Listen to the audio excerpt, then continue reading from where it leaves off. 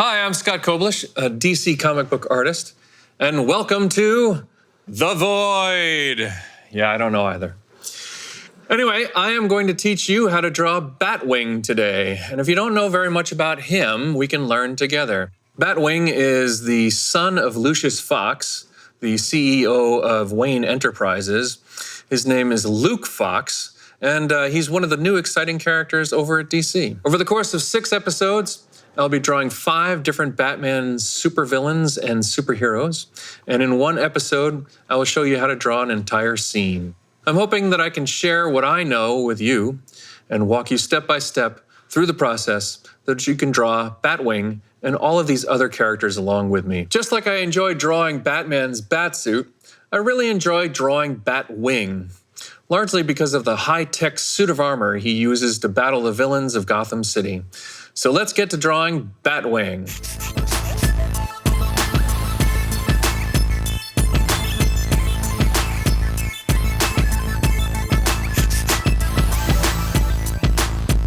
Okay, today we're going to start with a blue pencil, just a little rough outline and the action line, and just sort of fleshing out the shapes with our blue pencil first. I am going to do an action line here for Luke Fox.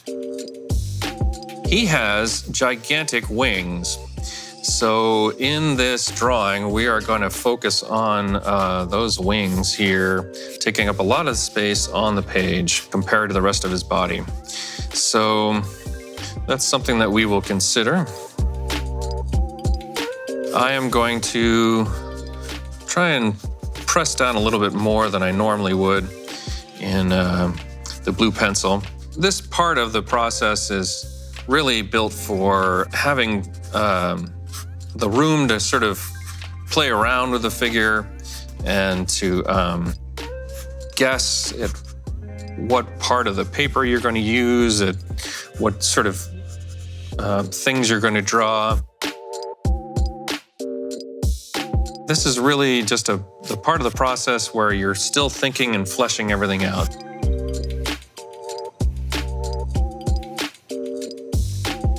So Luke Fox is a fascinating character in that he's a bit of a tech genius of his own. His father is the CEO of Wayne Enterprises, which is the company that Batman's family owns, and Batman himself. And the CEO is the person that just sort of keeps the day-to-day everything running.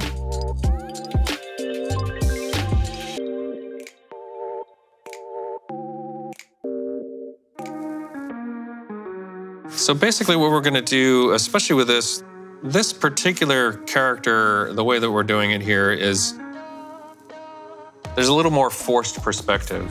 So the thing about forced perspective is that that's where tubes will give you a little bit of a benefit to being able to make your drawing really stand out. So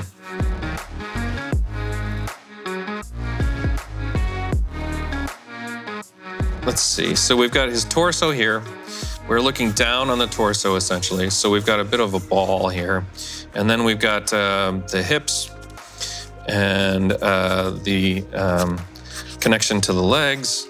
And basically what we're going to do here is have the legs sort of trail behind him as his arms go out and toward us. So this tube looks like it's sort of coming out toward us. And then we're going to have his hands outstretched also toward us. So this is where breaking everything down into tubes and shapes really will benefit you in figuring out how to foreshorten your figure. Foreshortening is a kissing cousin to perspective. It's essentially a trick that we use in drawing to be able to show an illusion of some space to the drawing. So whenever you're drawing on a flat surface, it's 2 dimensions, but you're trying to create the illusion of a 3rd dimension, depth. Oftentimes, there's a middle ground, foreground, background, and we will get to that in the 6th episode when we do a scene together.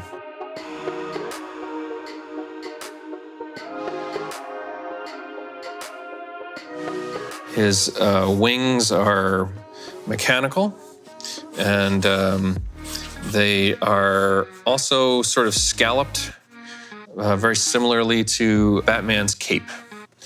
So, all right, I'm going to put the blue pencil away, and I am going to grab a pencil, just otherwise known as a pencil.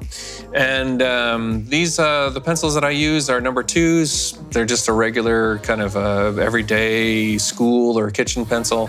And you can use whatever kind of pencils you like. I know a lot of my friends in the comic industry use tech pencils, which are just basically there's a lead that you sort of click out the lead to get it to keep going. A lot of the benefit of that is that you don't have to sharpen the pencil, but I don't mind sharpening pencils. Luke Fox has a really interesting bat costume. Separate from costumes like Batgirl's costume or Harley Quinn's costume, this is a high-tech suit of armor. It has some really interesting facets to it that people have drawn into the costume, and we will get to those as we go. Right now, I'm going to just start to draw out the basic shapes of everything a little tighter. I'm putting his hands are sort of outstretched and moving toward us, so the fingers are going to be a little bit like tubes in this respect. So you'll want to be able to think of the hands, the fingers coming out at you. Each tube has like an end point to the tube, and that way you can sort of give a good estimation of how to foreshorten the actual hand. If you look at a hand like this, where it's in front of you, or in front of you like that, you'll see that the fingers are kind of like, big sausages. And basically, when you turn a hand like this, you're going to see that the fingers are sort of foreshortened. This is sort of what foreshortening is like. You can sort of, this part of the finger is much more close to the camera or the person reading the story than the back part of the finger. So in order to give that illusion of foreshortening, we sort of think of the hand as a series of tubes. Also, when you are drawing somebody leaping towards you, you'll see much more of the upper shoulder area, as well as their clavicle. This is the clavicle right here. This is the upper shoulders. And you'll get much less of the neck than a normal drawing because the head is also foreshortened on top of the body.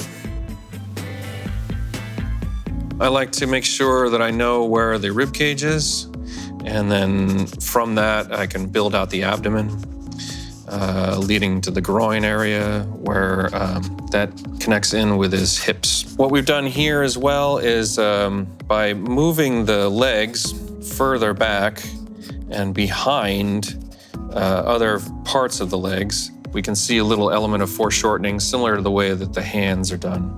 Luke Fox's wings are pretty neat. They're mechanical.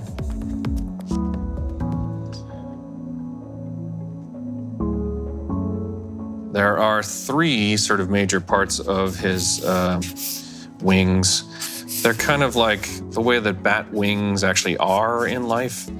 Bat wings are essentially pulled off of each finger that a bat has. Their fingers are actually sort of at the end, the tail end of these bones that they have, where the wings kind of unfurl out from that particular bone structure.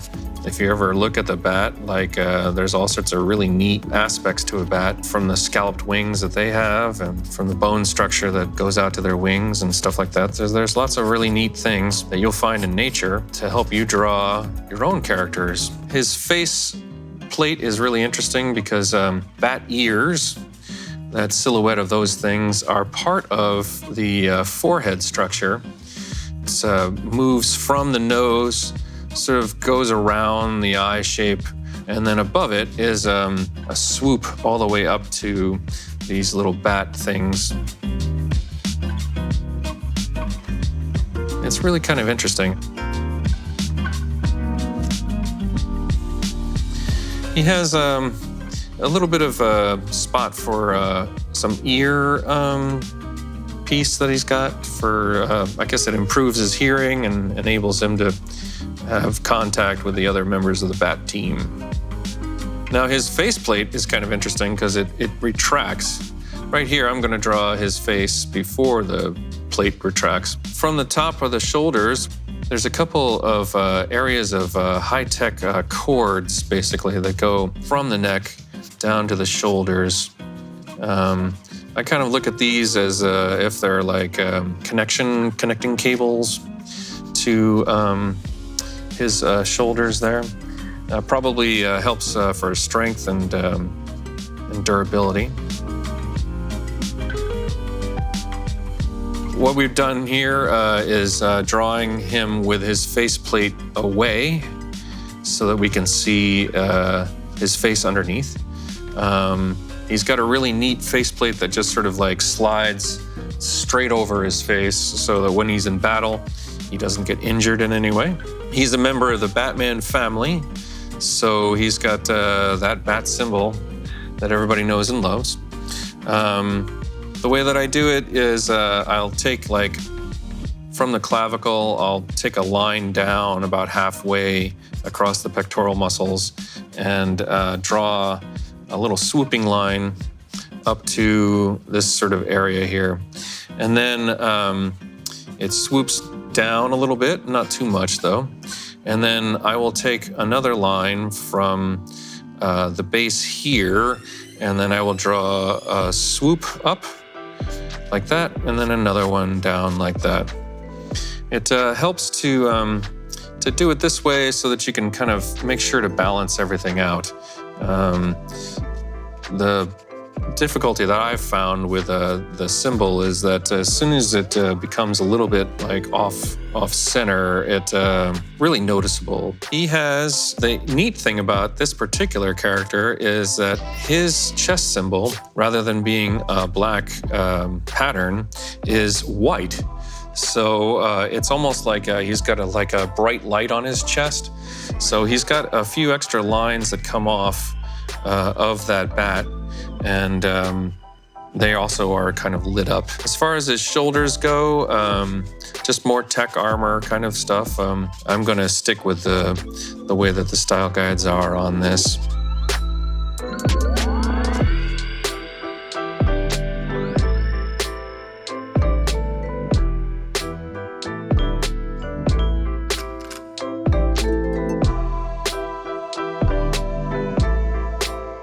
I like to make sure that it's within normal range of like a body shape.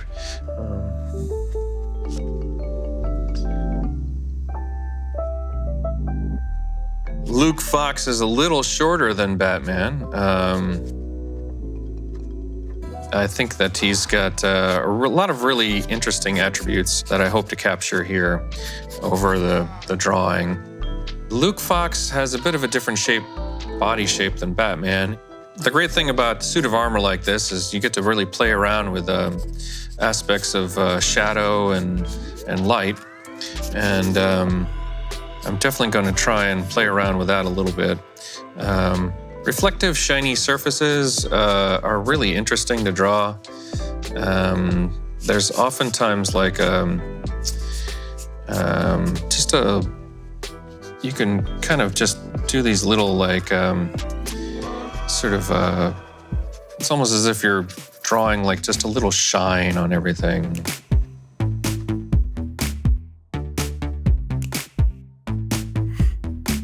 What I'm doing with those segmented areas is to show if something is coming forward or if something is receding. He's also got some interesting spots where the armor is mostly on the calf muscles and along the sides.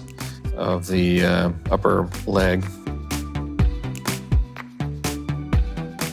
He's also got a bit of a utility belt, the same as Batman's, but it does not go all the way around. That's one thing to remember about his costume, is that it sort of shows off his well-deserved abs. Wings here have a little bit of segmenting in it as well, and that's kind of based on how the wing itself goes. So basically, we're going to take 2 points, 1 point on each wing, and then start to draw a little bit of it's almost as if it's broken into a bit of a segment.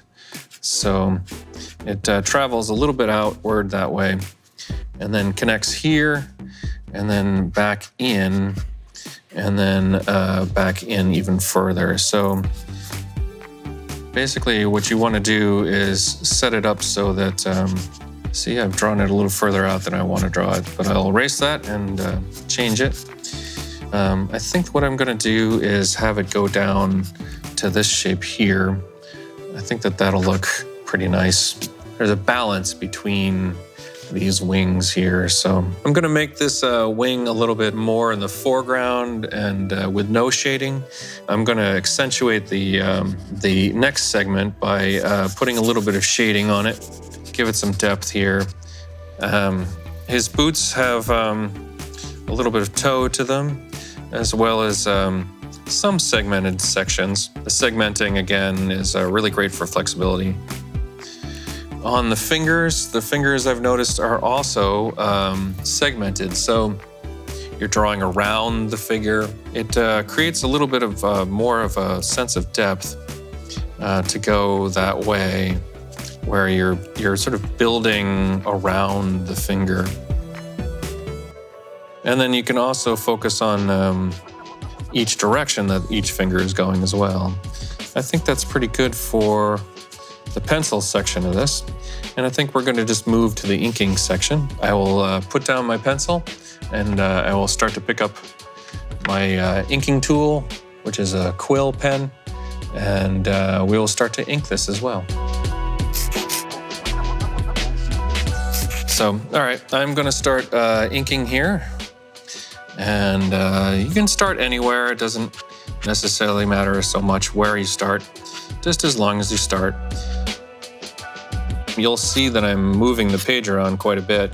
The reason that I'm doing that is because the quill and the tools that I'm using to ink are a little bit more finicky than a pencil.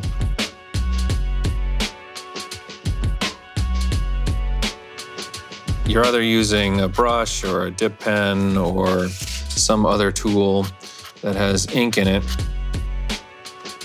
In quills like this, there's a well of ink that I have that goes up the little tube there and then just slowly comes down. One of the great things about this suit is, in addition to being able to fly with it, Luke Fox has some aspect of invisibility about this costume. There are many times that I wish I was invisible, but he's able to do it, so that's really great. It must be really great to have that in crime fighting. Nothing like sneaking up on your opponent in battle. Luke Fox is highly intelligent, and I like the fact that a character like Luke Fox is also, he could be doing anything with his life, but he's chosen to try and help people. There's an aspect of charity and kindness to them that benefit everybody and society, sort of role models for us all to try and improve our lives and the lives of others around us. Batman is himself and all of his supporting characters are a little more down to earth. What I like about the Batman universe is that oftentimes they'll be addressing real, considerations of poverty and crime and how to be a good citizen and what to do in order to try and be a good person in life. So those are things that I really think that Batman excels at. Batwing is new to me, but not new to the DC universe. He's been around for almost a decade. I really enjoy drawing him. He's a lot of fun.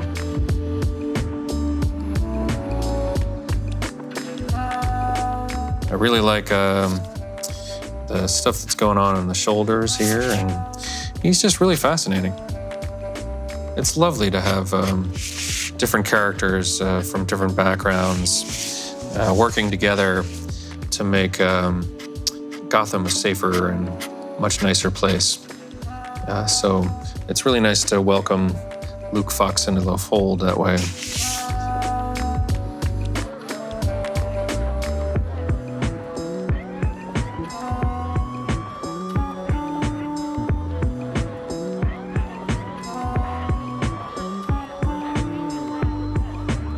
As far as working on a portfolio or really expanding your horizons as an artist, I think that it's important to draw characters that you've never drawn before in an effort to kind of understand just what they're up to and what the design or the focus of a particular character would be. Design is really fascinating to me. If you are an artist sort of starting out, I would encourage you to do your own characters or draw like the things that you would like to draw. That's super important for you to use your own creativity in service of things that you really enjoy doing. You know, if you do create some sort of thing for DC or any of the companies that are out there, like that's great, that's amazing, and but also don't sell yourself short either. Like you know, take the chance on your own characters and take the chance on doing something that you're proud of that's just simply yours. Especially when you're building your portfolio, you'll want to give some thought to something like that. What do you want to do with your time and your life? When I'm done with this drawing here, this will go over to the colorist, and sometimes I'll give them little detailed notes on what sort of things I imagine are happening in that scene, and sometimes I'll avoid doing that sort of thing, just letting the colorist make sure that they know exactly what they want to do.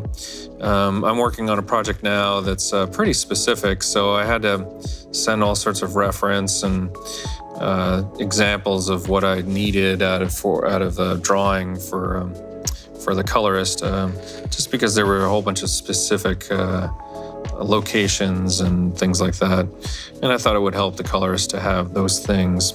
When you're working on a comic book, you are working as a team, so people that you work with are part of your team.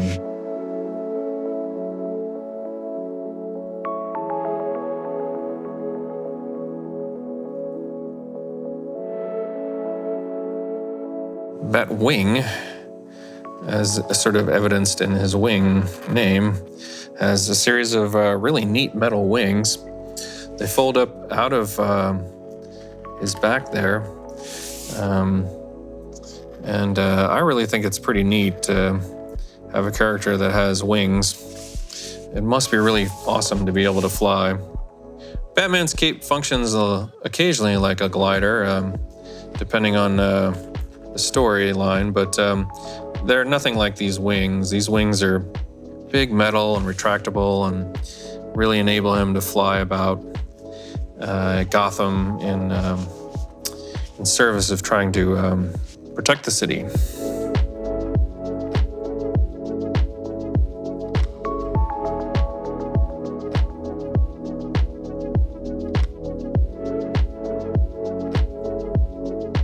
His bat symbol here is really interesting because it's lit up like a light, almost like an LED light that sort of shines out of his chest.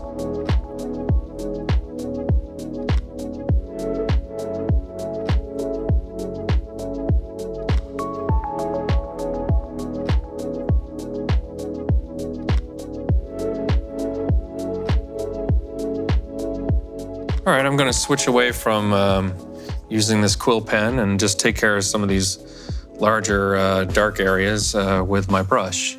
So I'm going to put the quill down and move over to a brush. Here we go.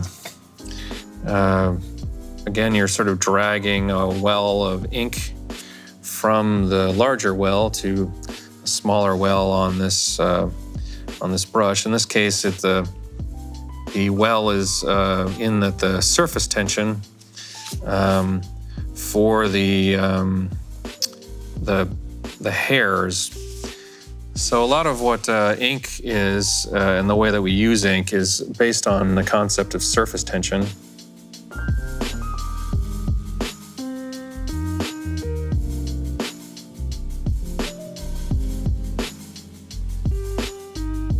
Well, and there you go. That's Batwing. He's a really neat character, and I think he's pretty cool.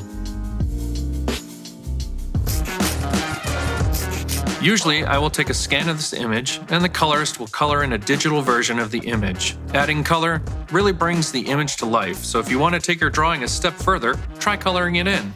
I really enjoyed drawing with you today, and if you did too, you can join us for some of the other episodes of How to Draw the DC Multiverse. In addition, you can check out my book, How to Draw DC, for more of an in-depth process on how to draw Batman, superheroes, and supervillains. Until next time, I'm Scott Koblish, and I look forward to drawing with you again soon. Unless you want to stay and keep me company here in the void, or not.